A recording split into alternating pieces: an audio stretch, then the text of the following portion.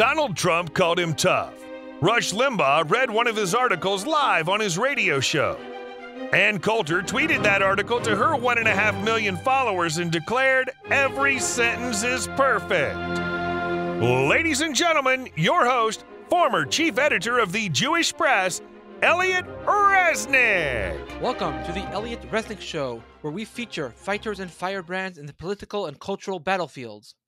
For nearly a year following Donald Trump's announcement in June 2015 that he was going to run for president, almost no one, and I mean no one, was willing to appear regularly on TV to defend him. Virtually every mainstream Republican and almost every mainstream conservative either denounced him or took pains to provide a balanced analysis. I followed the campaign from the very beginning, so I remember this time well.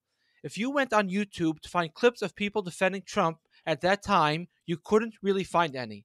The only people defending him on a consistent basis, as far as I can recall, were Donald Trump himself, Katrina Pearson, and our guest today, Scottie Nell Hughes.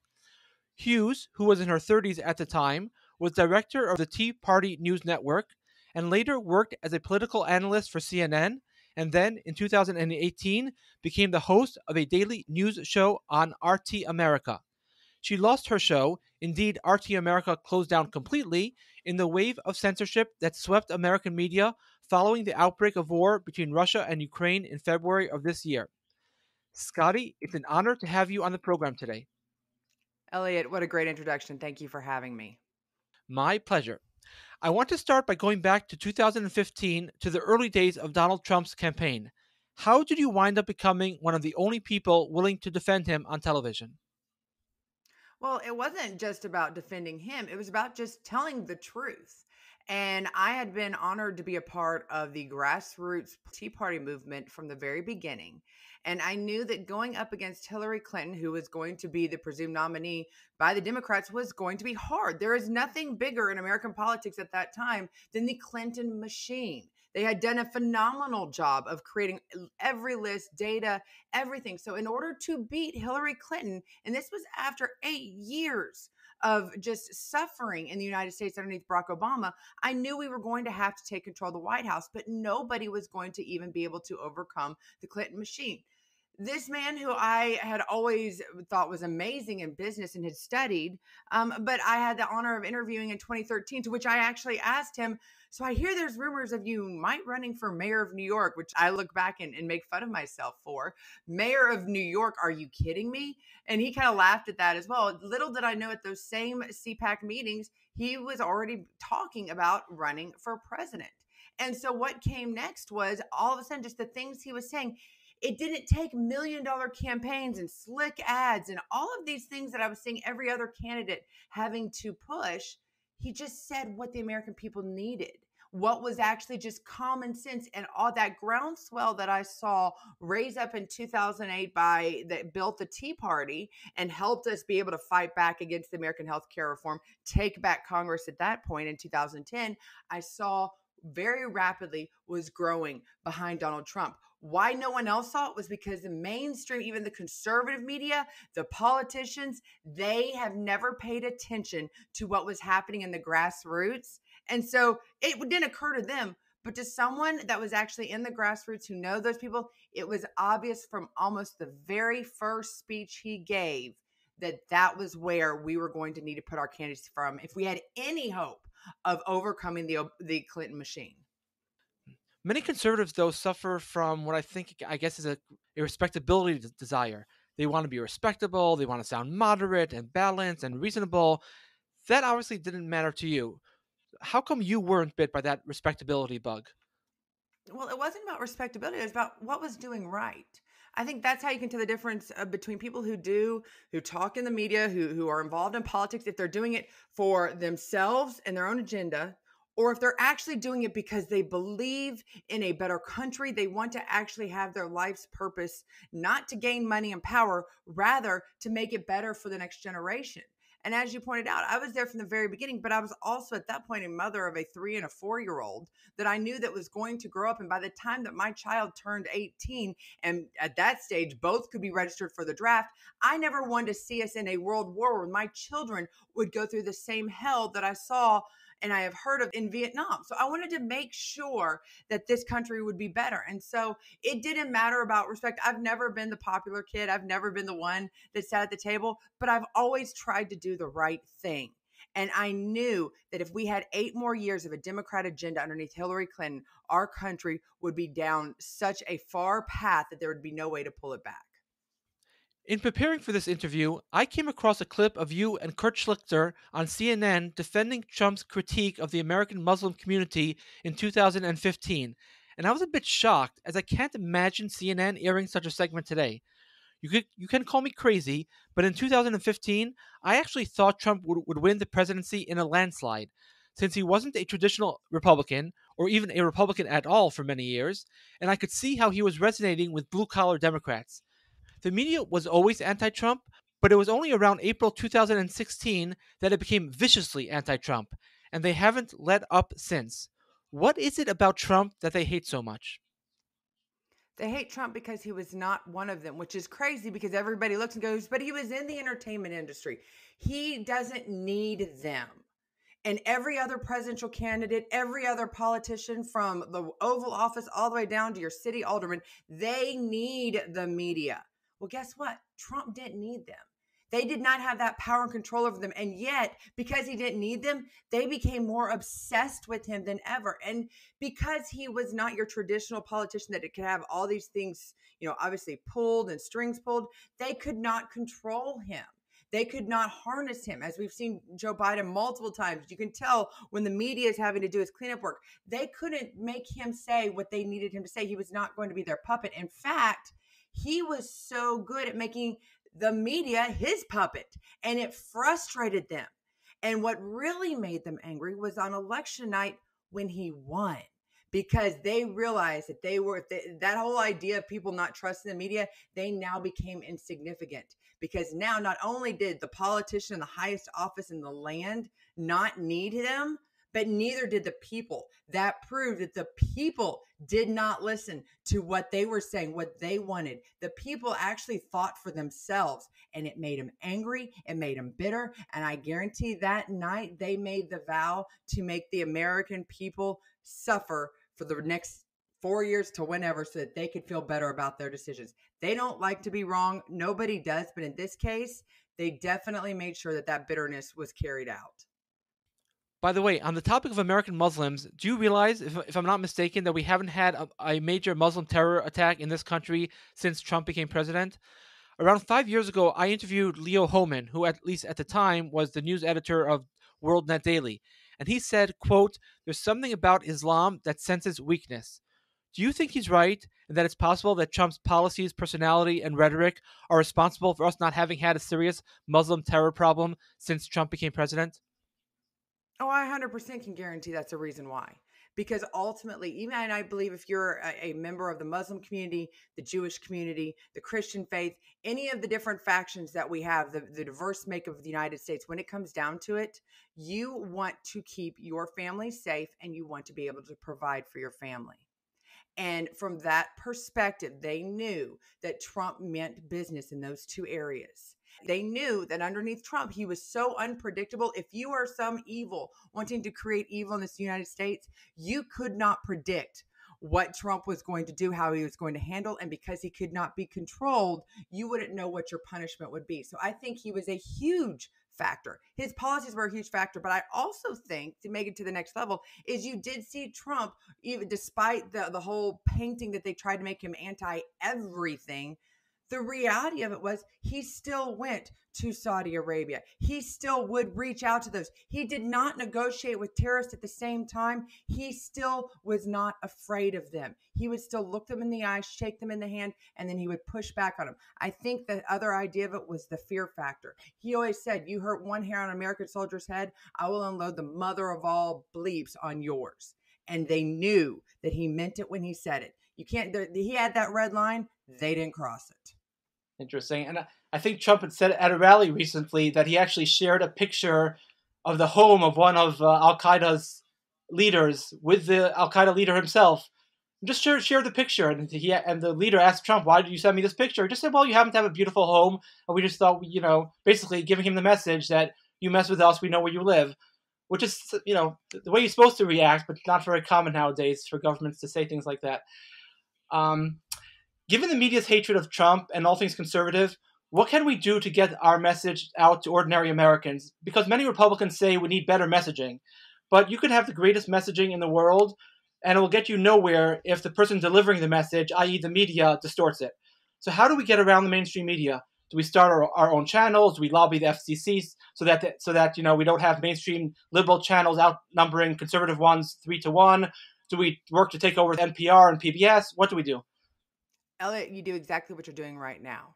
You get your camera, you take the initiative, and you start your own. And you start your own program and you get your word out there. And that's what every single conservative needs to do in their own way. I'm not necessarily saying you have the resources and start your own online channel, but do it in your own groups. Become the source that people go to find out if things are the truth. It means that you have to do some extra homework. It means that you have to read sources. You have to see between the lines. But it means that you become the source. Conservatives need to become the source for the truth in America. And why we've not been able to do that so far is, unfortunately, power and money enter in, and we are so easily put up against each other. Like I said, I've been doing this a long time, and some of our major conservative news outlets at one point have gone after each other and tried to destroy each other. And that's when they put money and power as their priority instead of actually trying to save this country. They make each other be out to be the enemy rather than the left. And half the time I feel like sometimes I'm trying to not say peacemaker, because some people need to go in our movement. Those that have come in as grifters and doing it just to make money, they don't actually believe the cause. They are causing more damage to the Republican Party than anything the left could ever do to it. And those are the folks that need to be called out. At the same time, we have got to have a unified message. That's the problem with it. But it needs to be a correct and accurate message. And this doesn't need to be the message being crafted by the politicians and given to the people. The people know their message. We just have to make sure that the politicians listen to us. And that's what happened with Trump. That's what happened in 2008. And because of everything going on right now, and I still have some real doubts in some of our key leadership within this party, especially in Congress, we're going to have to make them listen again. And the best way to do that is by showing up in November and delivering a clear message to them. If you are against the conservative principles of less government, self-responsibility, and America First agenda, I'm not on your team. You were canceled earlier this year for the crime of, well, I don't even know what your crime was. I mean, is it a crime now to work for a channel connected to a country that's at war? I mean, it's certainly not a crime to work for a channel that doesn't like America. Because if it was, then then it would be a crime to work for ABC, CNN, and CBS. So what crime exactly did you commit by working for RT America? Well, and that's a great question. But you knew some form of it was going to be, because everybody needs to have a villain. And it was very easy to make Russia out to be a villain. There was a lot of inaccuracies reported about who RT was, or who RT America was, where our funding came from, who we were. The reality of it is we were the most diverse newsroom. And because we had enough of our funding, not only, they said it was directly linked to the Kremlin, which was a false statement, but because where our funding was and it came already in the bank, we did not have to worry about commercials. We did not have to worry about being controlled by certain big pharma companies, which the majority of the mainstream media is controlled, if you didn't realize that lesson during COVID. So that was what scared them. Once again, just like Trump, we could not be controlled. And the number one principle that we had there at RT America was trust the viewer. And instead of telling the viewer how they needed to think, we offered a wide variety. Never have I been a part of a group that was not only religiously diverse, but also politically diverse. We had everything from your ultra progressives to your liberals, to your independents, to your establishment Republicans, all the way to your conservatives, and everything in between. And the other mainstream channels in America did not want that to be heard. So we were an easy shutdown for it. And unfortunately, from that, all it did was show just how every network has an agenda. And so if you come in there saying you don't, like we really honestly did not, besides just putting it out there and trusting the viewers, it shows that the American media doesn't actually trust the viewers. They actually just want you to follow along with what they say. Just to play a teeny bit of devil's advocate, so what the left was basically saying was what? That RT America was being funded by some Russian businessman and therefore is just a propaganda arm of the Kremlin? Was that the basic argument they were making? the argument that it was directly funded from the Kremlin, therefore all that we spewed was anti-American, which was hilarious because I don't think you could find a more pro-America show than mine, because that was obviously what my main goal was, to show how great this country was and what damage was being done to it. But that was the whole idea, was that it was just a funding came directly from the Kremlin, that Putin himself ordered our rundowns every day and our talking points, which could not have been farther from the truth, but was easy to spell out. That's what was so wrong with it. What they don't realize is that it was part of an international network that's the largest in the world. So I had access when they were talking about stories in the Middle East, when my counterparts at the other networks were talking about stories that were happening. I actually had people on the ground going, no, that's not actually what's happening here. And they were telling the truth and showing the footage and backing it up. But that didn't matter. It went against this idea of American war domination. 99% of us that was there at the network were against the war. We are very much anti-war.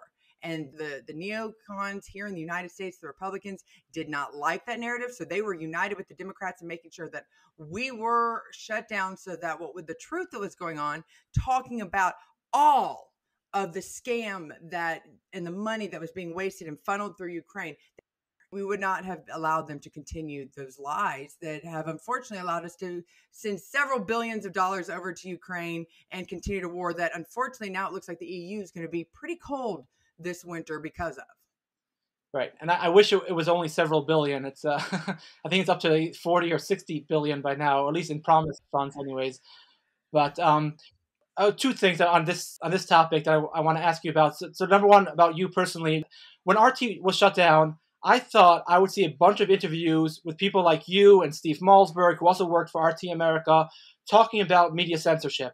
I only saw a single interview with you. Was that because you weren't interested in doing interviews, or because no one was calling you? A little bit of mix of both. I mean, here's the thing. When it shut down, first of all, there's nothing more heartbreaking than looking at something that I'd been a part of RT America officially for 4 years, but I'd been on the network for over 10. And there was 125 people that lost their jobs out of the blue, out of nowhere. And that's a big shock, especially when 30 of them are on your team and you see the tears of your coworkers. These are single moms that, are working to try to provide for their families. These are dads. These are singles who just got out of college and this is their first job. Just heartbreak. And knowing the environment that we're in, that it didn't matter what we say, they were going to do everything they could to demonize the good work from the network. Now, 7 months later, luckily, a small group of the truth, now it's getting bigger and bigger and bigger, where more people are out there talking about, and using a lot of the talent from RT America. I'm proud to say that my entire staff has been hired at other networks and other media outlets and are doing an amazing job. Most of the talent's been hired. But I think it's one of those, we're in a very fragile time in America right now underneath Biden administration and media censorship. And I feel like I'm walking through a minefield, and I want to make sure that I am supporting and strengthening the places that deserve to be strengthened. And right now, events like yours, I love local radio. I've been talking to international news outlets around the world saying, here's the reality of what's going on. I've always been one that's open to all interviews, but in this case, I want to make sure that we're building a strong foundation of truth for the next round of censorship, and they try to shut people down. They won't be as weak as, they won't be standing by themselves. And you're doing that how? By going on shows like yours. I'm making sure that I'm making sure that not only my own resources, but being around this business for 20 years, making sure that I connect people together, strengthen them. Like I said, and this is not a job. This is just my passion, knowing that we're going to need to be ready for 2024. November is pretty much settled. I think we know where November is going. But 2024 is going to be an all-out battle. If you thought 2020 was scary, 2024 is going to be even more. And so we need to make sure that we have a firm foundation of of truth media, ready to go, ready so that people will know to turn to them, and that they're going to be strong enough to withhold the censorship that's going to come from places like Facebook, YouTube, Twitter, that we will still have other outlets available that people can get the truth out, because that's going to be the only place to get it. Right. I think we in the conservative movement, we do so much complaining, and I think we need to do more building our own alternatives and not spending all the time complaining. Of course, Twitter and Facebook censorship is terrible, but at a certain point, you just have to accept reality and figure out how to work around it. I think. Absolutely. That's it's going to be there. There's still the dominant platforms, and there are ways to work around it, and there's ways to do it. So let's just make sure that we figure out that algorithm, that formula, and we make sure that information gets out there to good people who can use it. Okay, my last major question. I know the Russia-Ukraine topic is very large, but give us a quick overview of how you see the war and its origins. I believe, like, for example, that you've pointed out that one of the catalysts of this war was the Ukrainian government killing something like 6,000 ethnic Russians in Ukraine over the last Eastern Ukraine over the last 8 years, a fact that I think 99 out of 100 Americans probably don't know. Could you expand on this point or any other point relating to this war that you think Americans don't know but should know? Well, Elliot, let me start from the very beginning. You have to wonder, why was something called a Steele dossier in the FBI allowed to be made up? So many people targeted, and for 4 years, this black cloud that cost taxpayers millions of dollars of an investigation of Russian collusion, it was over President Trump's head, to where he really couldn't get anything done. Any even conversation he had with Vladimir Putin was completely demonized. It was scrutinized, and it was everything he could do to not get impeached, just for picking up the phone and talking to the man and talking to what was the perceived threat at the time.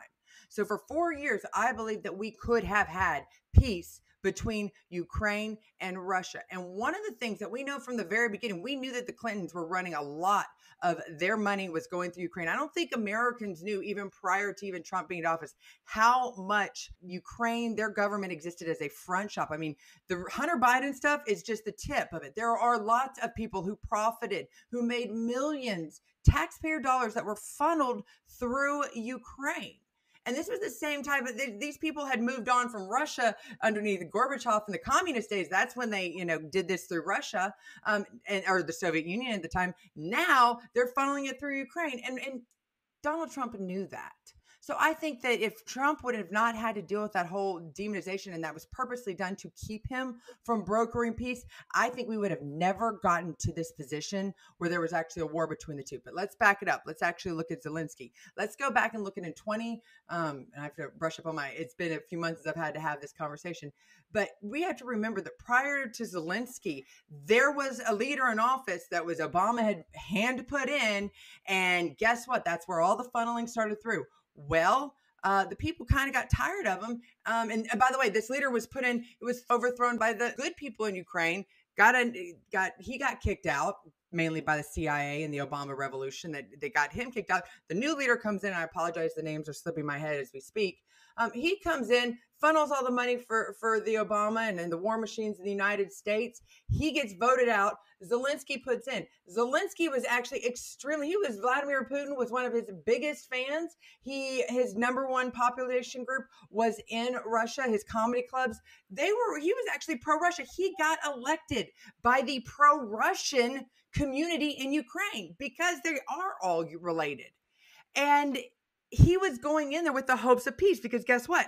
Donald Trump was president. We could actually get the truth, and we could stop this money funneling that was going through Ukraine, that was usurping all the money that Ukrainians actually deserved and not coming back into the hands of people like Hunter Biden. Well, unfortunately, something got to him. Obviously, Donald Trump gets out of office in 2020, and it's like the Biden regime presses that reset button that we heard Hillary Clinton joke about, and all of a sudden, Zelensky changes his tone. And all of a sudden, Zelensky says, no, we need more NATO. We need more war. We need to go up against Russia. Russia's my foe, even though I got elected pro-Russia. And I need to shut down every other political party. And all of a sudden, we have this celebrity in Zelensky that the Biden, the U.S., and the Western civilizations have created. And that's where we stand today. And that's where the people of Ukraine, the majority, I do believe the majority of them, and the people of Russia, nobody wants the war between the two. Elliot, I'm going to say this to you. I'm Ukrainian. That's what's the crazy part. My grandparents are from Ukraine. And so you look at family lines, and the majority of Ukrainians are tied to Russians, and they're all intermixed together. And that's why, Vladimir Putin originally was not going in and bombing and devastating centers. He knew the beauty of that country. He knew the closeness of that people. But that's not what the American media needed to say if they wanted to sell this idea of war. And that is what has been so hard, because once again, just like what we saw in Vietnam, just like we've seen so many times, people are in there using their good intentions to help. In reality, they're being manipulated, and it's only causing havoc on the street.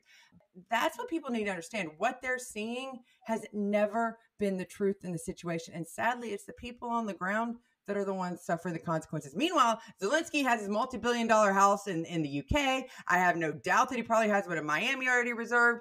All of his people are seen fleeing with cash in their suitcases to other countries. Take the hint, Americans. You're not being told the truth. And just like we built a wall to honor all of those soldiers who gave their lives under the pretext of stopping communism for Vietnam. And gosh, I truly believe they believed that. If you find out now it wasn't about stopping communism in Vietnam, go do your history, because it's repeating itself once again. And hopefully we can do it before we put more American lives at stake.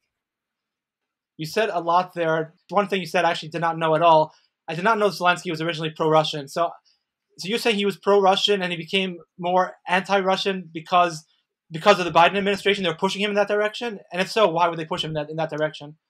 Now, you're going to have to do some digging, because it's obviously been, definitely covered up in your Google search, but go look at it. Zelensky was very much pro-Russia. His number one stop for comedy clubs was all over Russia. He was extremely popular as a celebrity, as a comedian within the Russian people. He was beloved. That's why when you go look at it, who actually put Zelensky in office, it was the pro-peace with Russian crowd that got him elected, which shows that they were the majority of the country that put him into office. But once again, when you look back and say that 2 leaders before was ousted because they did not go along, because they refused to go along with the Western neocon agenda, yeah, that gets you pretty quick. If you want to save your job, your hide, you kind of go along with whatever talking points they send you. And so you saw a quick change in who Zelensky actually was. Once again, how does a comedian anyways get to be president? I believe this was something that was, it was underestimated at the time, but they obviously found out what card they needed to play with him to get him to make sure that he went along with what they wanted, which is just a repeat of what we saw underneath the Obama administration. So basically, we turned him because we had this irrational anti-Russia craze. It's not about an irrational anti-Russia craze. You have to have a villain in order to make millions. I mean, think about it. How many millions have we given to Ukraine? If we gave that many millions to actually Ukraine and Ukraine funding, right now that country should be very rich. And if you go look, it's not. That money's not getting to the people. But I will tell you, I guarantee there's a lot of defense contractors here in the United States that have brand new Jags, brand new mansions, and are sending some great vacation. That money, there's no accountability for it, and that's for a reason from Washington, D.C. It is truly a clearinghouse for U.S. taxpayers to go through and come right back into the hands of dirty politicians, not only here in the U.S., but around the world. Okay, last thing. What's next for you? I know you said you come on shows, try to encourage us to stick together and fight properly, but professionally, do you have something up and coming perhaps where you're going next? Stay tuned. That's all I can say. Stay tuned at this point. Oh, okay. Great. Well, it was really an honor and a pleasure speaking to you, Scottie, and best of luck to you. Thank you, Elliot. All right, that does it for us. Stay tuned for next week's episode of the Elliot Resnick Show, and don't forget to visit our website, 1vs450.com. That's 1vs450.com, where you can also sign up for our email list and receive regular updates about this podcast and receive political commentary on the issues of the day from yours truly.